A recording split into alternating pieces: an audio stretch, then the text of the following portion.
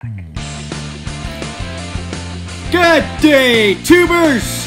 I got a real nice piece of Muslim propaganda for ya. A real fine piece of tequila. Let's watch this. What is the Yellow Vest movement? Some of its 110,000 members have been protesting in 52 major cities across Let's Canada. speed it up a little bit. They're speaking out about the need to reduce immigration, pull out of Double the speed. Migration Pact, and stop carbon taxes. Some warn that it's a vehicle of hate. Others say the fear is exaggerated. Aziza Kanti joins us to share her perspective. She's a lawyer and director of programming at the Newark Cultural Center. Aziza, so glad to have you join us to talk about this very important and timely topic. Thank you. Oh, thank you for having me, Sophia. So, this group has been called by so many different names. I mean, it's now United We Roll. It used to be the Yellow Vest Convoy, and it's part of the Yellow Vest movement. Can you tell us how it arose? Where did it come from? So the Yellow Vest movement in Canada is often understood as being inspired by the Yellow Vest movement in France, which arose as a movement of protest against escalating gas prices about economic disparities and causing tremendous economic deprivation. However, what we see in the Canadian context is fundamentally different from the movement as it arose and has developed in France. Beast. So in the French context, we saw support for the movement from across a broad variety of political perspectives, including leftists and progressives, and many of their demands were oriented around measures that would actually help alleviate economic disparities, right? So measures to do with... Ah, fuck. Buffering. Okay, I'll have to edit this part out. Come on, you fucking bitch. What we see in the Canadian context is completely different. Much of the official rhetoric around the Yellow Vest movement has had to do with pro-pipeline and anti-immigrant claims. And then in the actual protests, as well as their social media presence... Yeah, we got too many immigrants coming into Canada. Pervasive racism, that's true. misogyny, Islamophobia... Excuse me? What did she say? And then in the actual protests, as well as their social media presence, we see pervasive racism, misogyny, Islamophobia, anti-Semitism, as well as things like death threats against politicians, including the Prime Minister, death threats against Muslims, descriptions of racialized people and immigrants as being subhuman and scum. We've seen comments about, MPs as well. Muslims subhuman. As well as the Prime Minister. Well, they say the same thing about us, so... calling for the death penalty. I can't argue with that. Oh, what an ugly woman. God, look at that face. Oh, what did she do? Fucking grease it up before she went in front of the camera? And immigrants as being subhuman and scum. We've seen comments about MPs as well. Comments about MPs as well as the Prime Minister, right, accusing him of treason, calling for the death penalty against him. We've seen conspiracy theories, things like the treason is punishable by the death penalty. Let's continue. The Fort McMurray fire was actually started by Muslims because they wanted to build a... Fort McMurray fire was started by Muslims. That is highly probable, yep. Fort McMurray, the biggest mosque in North America, is being built up there right now. And who owns the oil reserves up in Fort McMurray? Saudi Arabia.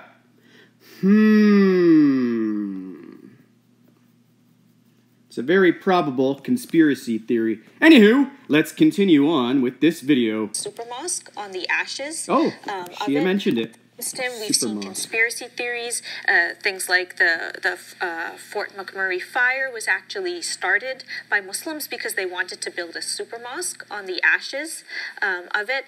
We've seen adherents of the Yellow Vest movement previously being arrested for aiming live weapons at RCMP officers and stockpiling weapons. So we see... Well, I've never heard anything about that, but you know what I have heard of? Islamic mosques stockpiling weapons inside their buildings. That seems to happen a lot all around the world. All right, let's continue with this tequila. A wide variety of appeals to extremely bigoted ideologies, accompanied by threats to violence, which really distinguish it Sounds from like Muslims to me. kind of legitimate movement for economic justice. And because we have to recognize that in Canada, poverty is extremely racialized. The communities with some of the highest rates of poverty and Poverty is extremely racialized. Let me think about that. When I go to Toronto, who do I see on the streets? Who's homeless on the streets? The majority of them. Probably about 99.9% of the homeless people on the streets of Toronto are white. So yes, I agree. Poverty is racialized. Certainly ain't the Muslims because they get free everything, including dental care, which regular Canadians do not get. And they get extra welfare too, simply because they're Syrian refugees. All right, let's continue. Canada are Indigenous communities who are impoverished by the continuing Yeah, Justin theft of Trudeau their hates land and Indigenous people, that's for sure. including for the benefit of pipeline projects that the Yellow Vest movement is advocating for. We have very significant racialized wage gaps in Canada that continue to ensure that we Indigenous do, eh? and racialized communities. We do, huh? Where do you live, woman? In Canada? You live in a major city? Take a look at Toronto. Who dominates the business industry? Who dominates the workforce? Asians and non-white Canadian people. More lies, woman! Live in poverty, and so any movement that's genuinely oriented towards There is no racial group that is discriminated against as much as the white man in Canada. Fact! Stop spreading your tequila, you stupid bitch. You look like a fool. You ain't kidding me. Oh, I'd like to mention, this video came out on April Fool's Day. Maybe they're playing me as a fool. Maybe that's it. Good one. All right, let's continue. alleviating economic injustice would actually have to put addressing racism at the center of its movement instead of appealing to racism in order to continue its logic of divide and conquer and appealing to certain people's white privilege in order to give them, a sense of empowerment instead of White privilege, huh? and appealing to certain I'd like to experience people's some of white that one privilege day. in order to give them a sense of empowerment instead of addressing the actual causes that lie behind economic disadvantage in the country. Aziza, how would you respond to some of the comments that I've seen organizers make that they're saying, we're not racist, and these are fringe elements within our group, and like any other movement, there will be elements like this, and we can't necessarily control it because they're not a centralized, there's no centralized leadership. So they're saying, think about the issues and, forget about the racist aspects of it. People say that about people who support Donald Trump too, that they're really being Lots motivated. of racism going on in the mosque. Tell you that. A serious study has found that the actual motivating factors have more to do with appeals to racism and white supremacy than they do with economic disparities. When you look at who the organizers are of many of these Yellow Vest protests that have been occurring across Canada, they're movements that are fundamentally and centrally dedicated to anti-immigrant, anti-Muslim, and neo-Nazi logic. Groups like the Three Percenters, which is an armed paramilitary group that's very active in the West, groups like Soldiers of Odin, groups like the Worldwide Coalition Against Islam.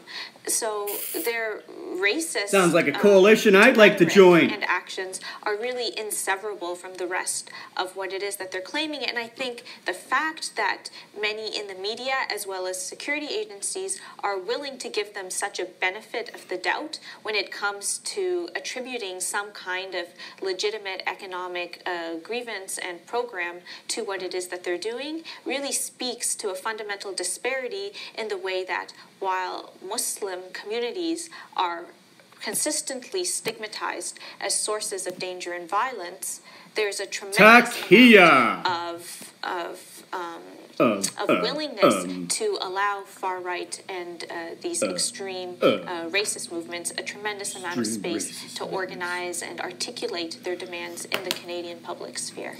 Where do these anti-immigrant Yeah, Canada is a pretty damn racist country, isn't it? Yeah. It's real confusing why so many people from around the world, non-white immigrants, are so eager to come here. Why would they want to come here if it's so damn racist? It's dangerous, right?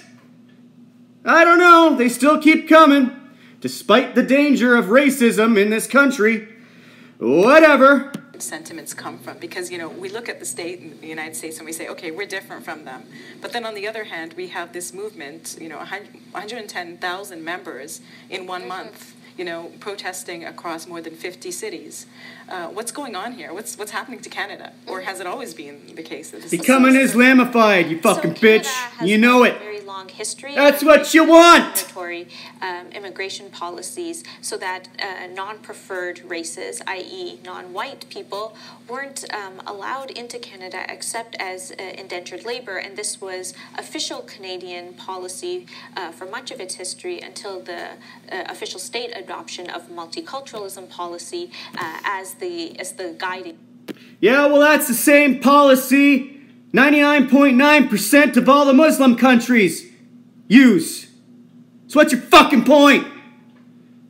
God damn you fucking people. Liars! Canadian immigration. Alright, you know what? This video is getting too long. I've had enough. These ugly bitches are pissing me off. People of color immigrated. Alright. Have a great day, everybody.